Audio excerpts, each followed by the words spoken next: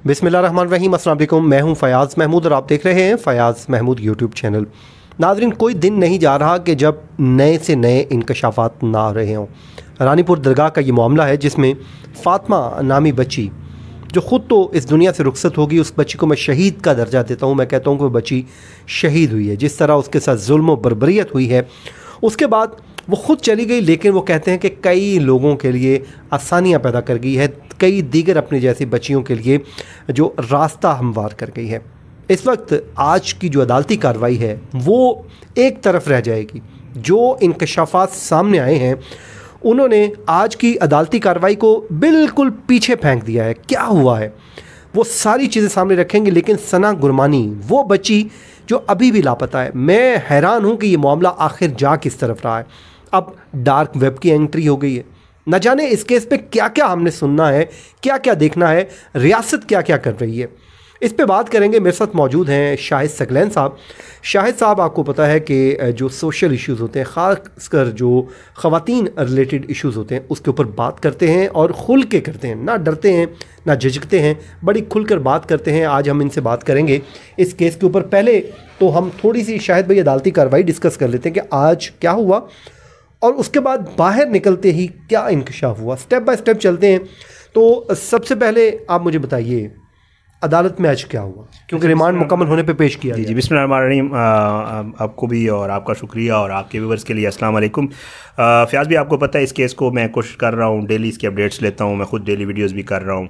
और ये आपको पता है, हम जब भी कोई केस कवर कर रहे होते हैं, और मैं हमेशा अपनी वीडियोज़ में कहता हूँ, कोशिश ये होती है कि अगर कहीं जुल्म हुआ है तो हम जितनी हमारी इस्तात है हम आवाज़ उठाएँ, उसके लिए बात करें। और फ़ातिमा को मैं अक्सर कहता रहता हूँ कि कल उसकी तस्वीर मैंने देखी, जो तस्वीर जब उसकी कब्र कुशाई हुई, आपने भी देखी होगी, मैंने व्यूअर्स को भी अपने उस पर लगा दी। चमकता दमकता चेहरा, और ये लग ही नहीं रहा था कि ये कब्र में से बच्ची को निकाली गई है। वो ऐसा फ्रेश चेहरा था। और मैं ये समझता हूँ कि वो, क्योंकि बच्ची को जिस तरह मारा गया है, वो शहीद है। शहीद मैंने अपनी वीडियो में है, शहीद जिंदा है। वो तस्वीर देखकर हमारा जो ईमान है वो ताज़ा। बिल्कुल ऐसे है।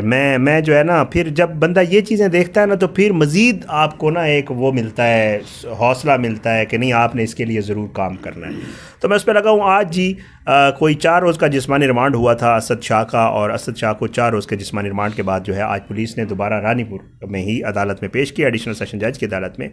और वहाँ पे ज़ाहिरी बात है, आपको पता है, जैसे पुलिस लाती होती है, उसके मुंह के ऊपर कपड़ा डाल के लाया गया था। और असद शाह जो है उसको अदालत में पेश किया गया। पुलिस ने जो है अदालत से इस्तदा की कि जी हमने मज़ीद इसको अभी तफ्तीश का हमने दायरा कार बढ़ा दिया है, क्योंकि मामलात जो है वो बहुत ज़्यादा खुलते जा रहे हैं। एक बच्ची नहीं थी उस हवेली में, कहा यह जा रहा है कि अनगिनत बच्चियाँ हैं उस हवेली में। अकेले असद शाह नहीं रहता, उसके भाई भी थे, उसके बहनोई भी थे, और भी लोग थे जो इस हवेली में के मकीन थे।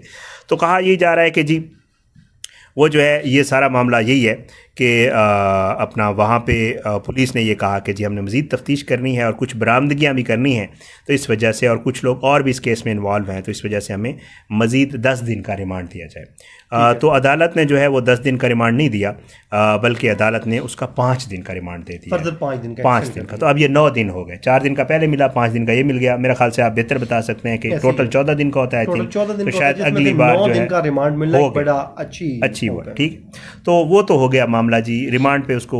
लेकिन आपको पता है, मैंने अपनी वीडियो में भी जिक्र किया है, असद शाह का मौक़िफ़ आज भी वही है। वो ये कहता है कि जी आज जब सहाफ़ियों ने उससे बातचीत की, मेरी अभी थोड़ी देर पहले बात हो रही थी, तो वो ये कह रहा था कि जी बच्ची जो है वो बीमार थी, बच्ची जो है उसके साथ कोई ज़्यादती हमने नहीं की। हमारा स्पेशली वो अपने हवाले से कह रहा था कि कोई ज़्यादती नहीं हुई बच्ची के साथ।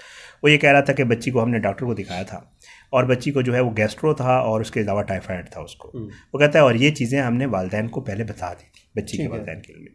साथ वो ये कहता है कि जब हमने डॉक्टर को भी दिखाया था, और डॉक्टर जो है उसने एक वहाँ पे लेबार्ट्री है, जमजम लेबार्ट्री, वहाँ से वो कहता है, मैं क्योंकि अपनी वीडियो में, आपकी वीडियो में भी कहता हूँ, जो लोग खैरपुर में रहते हैं बेहतर जानते होंगे, क्योंकि हम बहुत दूर बैठे हैं, हमें नहीं आइडिया। वो कहता है कि जमजम लेबार्ट्री है, उससे टेस्ट भी करवाया बच्ची का, और उसके टेस्ट का रिजल्ट भी मौजूद है कि बच्ची बीमार थी। ठीक है। वो कहता है हमने वालिदैन को बताया, दवाई वगैरह भी दी, 1 दिन दवाई दी, उसकी कोई बेहतरी नहीं हुई, थोड़ी बहुत कोई इंप्रूवमेंट, तो हमने कहा जिसको दोबारा दवाई दे, और दोबारा भी डॉक्टर को दिखाया। वो कहता है कि जी बच्ची जो है वो इस वजह से उसकी डेथ हुई है। साथ में वो ये भी कहता है कि जी कोई भी अपने घर की अंदर के बेडरूम की CCTV फुटेजेस किसी को एक्सेस नहीं है, माँ सिवाय हमारे, हमने खुद दी हैं उसके वालिदैन को। ये जो फुटेज सामने आई है, ये अपने हाथों से हमने वालिदैन को इसलिए दी है ताकि उनको ये इल्म हो कि उनकी बच्ची की डेथ कैसे हुई है। और जो बाद में आपने भी मैंने भी सोशल मीडिया पे हमने देखी, वो ये कहते हैं कि जी ये सीसीटीवी फुटेज भी हमने खुद प्रोवाइड की है, ये किसी और ने नहीं निकाली है। वो कहते हैं सीसीटीवी फुटेज का सहारा लेकर हमें बदनाम किया जा रहा है। साथ में वो ये कहते हैं कि जी हम इंसान हैं और इंसानियत की जो है वो तजलील हमारा कोई इरादा नहीं है, और हमारे जो मुरीदैन हैं वो एक नहीं है बल्कि वो लाखों की तादाद में है। इसलिए वो कहते हैं कि जी हम जो है इस बच्ची की बहुत केयर करते थे तमाम बच्चियों की तरह। एक सवाल जो उनसे हुआ असद शाह से, उससे पूछा गया कि जी वो जो आपके कमरे में बच्ची नीचे सोई हुई थी, लेटी हुई थी और आप ऊपर सोफ़े के ऊपर लेटे हुए थे, आपने भी वीडियो में देखा होगा, हर किसी ने देखा है। तो उसने कहा कि जी हम इंसान हैं और मुरीदों की बच्चियाँ, तो हम भी चाहते हैं कि अगर हम एसी वाले कमरे में सो रहे हैं तो उनकी बच्चियाँ भी एसी वाले कमरे में सोए। बेड पर तो मैं वो कहता सोफ़े पर सुला नहीं सकता, ज़ाहिर बात है, बच्ची को नीचे जगह बना के दी हुई थी। वो कहता जब मैं उठा तो फिर मैंने देखा कि बच्ची की डेथ हो गई है। तो फिर उसके बाद वो कहता है कि जी सीसीटीवी फुटेज एक ख़ास मकसद के तहत इतनी दिखाई गई है। बाद में वो कहता है मैं गया, मैंने कमीज़ पहनी और उसके बाद मैंने सारा बच्ची को जो है वो उठा के और बाकी वालिदैन के हवाले करने तक वो सारा जो है उसका मौक़िफ़ है कि जी हमने ये किया है। ठीक है, अब उनका ये मौक़िफ़ है। देखें हम हर तरह का मौक़िफ़ हमने रखना होता है, हमने रखना होता है। ये एक मामला सब जुडिस है, इस केस चल रहा है अदालत में, कल को इसमें से क्या निकलता है अल्लाह ताला बेहतर जानता है, मतलब डिपेंड्स। तो हम कैसे किसी को खाम खा, लेकिन जो वाक़यात हैं, जो शहादतें सामने आ रही हैं, पोस्टमार्टम रिपोर्ट को देखा जाए, बच्ची की मौत को, उसकी सीसीटीवी फुटेज को देखा जाए, तो लगता है कि ज़ाहिर बात है ये लोग इसमें इन्वॉल्व भी हैं और ये सारे मामला हैं। एक तो यहाँ अदालती कार्रवाई तक ये जब बाहर आते हैं, जब ये रिमांड हो जाता है तो उनका वकील बाहर आता है। हाँ, उस वकील ने एक दावा कर दिया कि जी ये डार्क वेब का कोई कारकुन है या कोई वीडियोस बेची जाती थी। इसके बेस वो किस बात को बना रहे हैं, आपको क्या लगा है? अच्छा नहीं, मैं देखें फयाज भी मैं ना इसके ऊपर दोबारा वो जो है मैंने अपनी वीडियो में इसमें बात की है। एक्चुअली देखिए ये बहुत बड़ा इल्ज़ाम है, ये बहुत बड़ा इल्ज़ाम, मामूली इल्ज़ाम नहीं, ये बहुत बड़ा इल्ज़ाम है। इसलिए आपने भी मैंने भी अपने थंबनेल पे क्वेश्चन मार्क डाला है उसके ऊपर, वो इसलिए कि किसी को इम्प्लिकेट करना खाम खा वो बहुत बड़ा, ज़ाहिर बात है, ऐसे तो नहीं, हम नहीं कह सकते।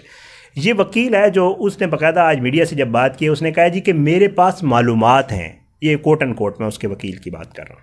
वो कहता है जी मेरे पास मालूमात हैं कि असद शाह जो है वो बच्चियों के साथ ज़्यादती करता था, वीडियो बनाता था, डार्क वेब पे डालता था, बेचता था, पैसे कमाता था। ये सारा उसने इल्ज़ाम लगाया, अल्लाह ताला बेहतर जानता है। बार बार मैं इसलिए कह रहा हूँ कि ये बहुत बड़ा इल्ज़ाम है, जाहिर है इसको, और डार्क वेब का तो बहुत इसमें बड़ा इल्जाम है। इसलिए हमारे पास क्योंकि कोई इसकी वो नहीं है, हम इसलिए कोर्ट एंड कोर्ट सिर्फ वकील को इसीलिए फिर मैंने वहाँ सहाफ़ी दोस्तों से रब्ता किया और मैंने बाकायदा तौर पे कॉल करके पूछा कि यार ये क्या मामला हुआ। तो वहाँ पे मेरी 2 सहाफ़ियों से बात हुई, उन दोनों से मैंने पूछा क्या मामला लगता है आपको। उनका भी तज्ज़िया है, क्योंकि वहाँ रहने वाले लोग बेहतर जानते हैं, हम तो यहाँ इस्लामाबाद में बैठे हैं, हम कैसे बात कर सकते हैं। उन दोनों ने मुझे ये तज्ज़िया दिया कि शायद भाई ये बात गलत है। मैंने कहा क्यों? कहते हैं कि यार असल में मामला ये है कि ये असद शाह वगैरह जो छोटी फैमिली नहीं है। फिर उन्होंने मुझे इनके लिंक्स बताया कि यार ये कैम अली शाह साहब वगैरह के भी रिश्तेदार हैं। फिर उन्होंने बताया कि पीर पगारों के भी ये रिश्तेदार हैं, और मतलब ये बड़ी फैमिली, कोई छोटी फैमिली नहीं है।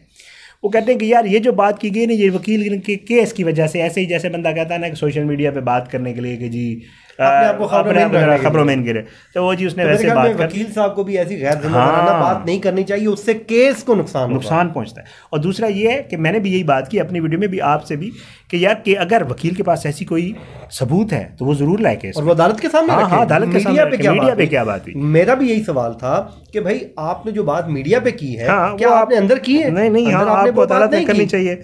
तो बहरहाल जी वो उसने ये बात की। फिर मैंने सहाफ़ियों से पूछा, सहाफ़ी निगेट कर रहे हैं, सहाफ़ी कहते हैं बहुत बड़ी फैमिली है, पैसों की इनको कमी नहीं है कि ये पैसों के लिए ऐसा कोई काम करें, ठीक है। वह बाकी वो कहते हैं मामला चल रहे हैं अदालत में, वकील के पास अगर कोई चीज़ है वो अदालत में ले, क्या सहाफ़ी भी यही कह रहे थे।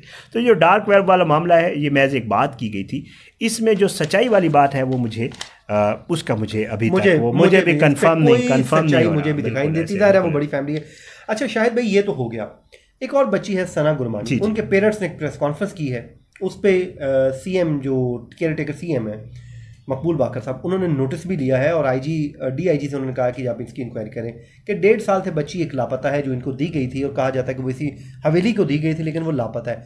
इससे मतलब क्या इन्फॉर्मेशन, क्या वहाँ के सहाफ़ी? अच्छा वहाँ ये है कि असल में देखें अभी क्योंकि डीआईजी जिस्कानी साहब भी ये कहते हैं कि एक बच्ची ने कई बच्चियाँ थीं और कई मतलब 3-4 बच्चियाँ तो आज उन्होंने बाकायदा वालिदैन के हवाले भी की हैं, ठीक है। तो वो ये कहते हैं कि जी अभी कोई एक और वालिदैन सामने आए हैं, उन्होंने की है प्रेस कॉन्फ्रेंस, उन्होंने एहतजाज भी किया है। उन्होंने कहा जी हमारी 20 साल की बच्ची थी वो बच्ची जो है वो हमारा कोई घरेलू तनाज़ा था। हमने ये किया कि हमने कहा कि जी जब हम पीरों के पास आए, इन्हीं असद शाह वगैरह की फैमिली का कहते हैं, हम उनके पास आए तो उन्होंने कहा कि जी आप ये करें, जब तक आपका तनाज़ा है आप बच्ची अमानतन हमें दे दें। सना गुरमानी जो बच्ची थी 20 साल की बच्ची थी। तो हमने कहा ठीक है, क्योंकि आपको पता है सिंध में ये मामलात हैं। वो कहते हैं हमने कहा ठीक है जी आप अमानतन रख लें, हमारा तनाज़ा हल होगा तो हम बच्ची ले जाएंगे। ठीक है। वो कहते हैं जी उसके बाद बच्ची हो गई। हमें एक दिन फ़ोन आया हवेली से ही, और पीरों ने बताया कि जी बच्ची तो गायब हो गई है, लापता है। कहते हैं अब हमें ये पता नहीं कि बच्ची गई कहाँ है। वो बेचारे भी परेशान हैं। वो कहते हैं हम बार बार हवेली जाते हैं, पीरों से पूछते हैं बच्ची कहाँ गई। वो कहते हैं हमें तो पता नहीं है। कहते हैं हमने तो पीरों को दी थी। अब उन्होंने भी इस्तदा की है कि जी पुलिस और जो आला हुकाम है वो हमारी बच्ची बाजियाब करवाने में मदद दें। और इसमें अच्छी बात यह है कि जो निगरान वज़ीर आला सिंध हैं उन्होंने नोटिस लिया है, और उन्होंने IG और फिर आगे जो है हुकाम से उन्होंने कहा है कि जी आप इसको बाजियाब करवाने में वालिदैन का साथ दें और बच्ची को इंसाफ की फराहमी। बिल्कुल ठीक है। शाहिद भाई मेरा बिल्कुल मानना यही है कि किसी के साथ ज़्यादती नहीं होनी चाहिए। जो मुलव्विस है उसको सज़ा मिलनी चाहिए, कानून के मुताबिक मिलनी चाहिए, और मनगढ़ंत इल्ज़ाम भी नहीं लगना चाहिए।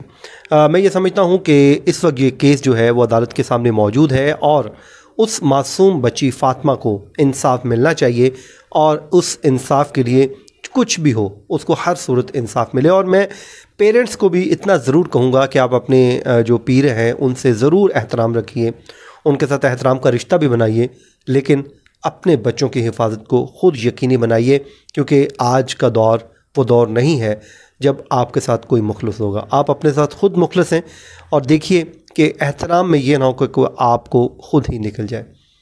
मुझे दीजिए इजाज़त। शाहिद साहब आपका बहुत बहुत शुक्रिया। मुझे और शाहिद सकलैन को दीजिए इजाज़त। अल्लाह ने के बाद।